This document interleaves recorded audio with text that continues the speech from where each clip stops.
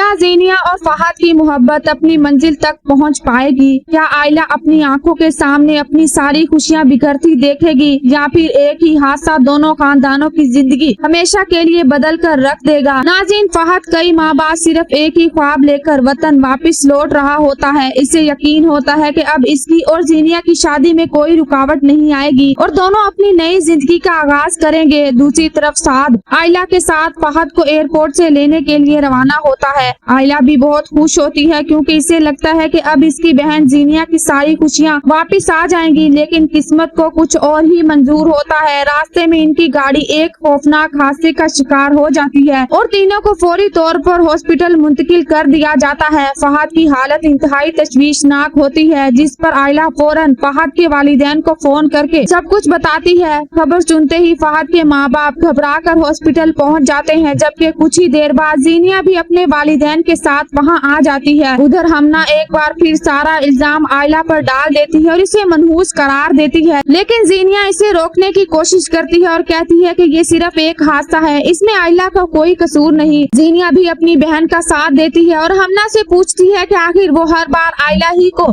قصوروار کیوں ٹھہراتی ہے، مگر ہمنا اپنے الزامات پر قائم رہتی ہے۔ اسی دوران ڈاکٹر باہر آتے ہیں اور سب کو وہ خبر سناتے ہیں جس نے دونوں خاندانوں کی دنیا اجاڑ دی۔ ڈاکٹر بتاتے ہیں کہ وہ فہد کی جان نہیں بچا سکے۔ یہ سنتے ہی ہاسپٹل میں موجود ہر شخص پر جیسے سکتہ طاری ہو جاتا ہے۔ زینیہ اور اس کے والدین ٹوٹ کر رہ جاتے ہیں، جبکہ آئلہ بھی شدید صدمے میں چلی جاتی ہے۔ دوسری طرف آئلہ پر تو جیسے غموں کا پہاڑ ٹوٹ پڑتا ہے۔ وہ یقین ہی نہیں کر پاتی کہ چند لمحے پہلے تک سب کچھ ٹھیک تھا، لیکن اب اس کی پوری دنیا اجڑ چکی ہے۔ سب سے زیادہ درد اسے اس بات کا ہوتا ہے کہ اس کا بچہ ابھی اس دنیا میں آیا بھی نہیں، لیکن اس سے پہلے ہی اپنے باپ کے سائے سے محروم ہو گیا۔ آئلہ بار بار یہی سوچتی رہتی ہے کہ وہ اپنے بچے کو کیسے بتائے گی کہ اس کا باپ اس سے ملنے کا انتظار بھی نہ کر سکا۔ ایک ہی لمحے میں اس کے سارے خواب بکھر جاتے ہیں اور اس کی زندگی ایسے موڑ پر آ کھڑی ہوتی ہے جہاں اسے صرف دکھ، تنہائی اور بے شمار آزمائشیں دکھائی دیتی ہیں۔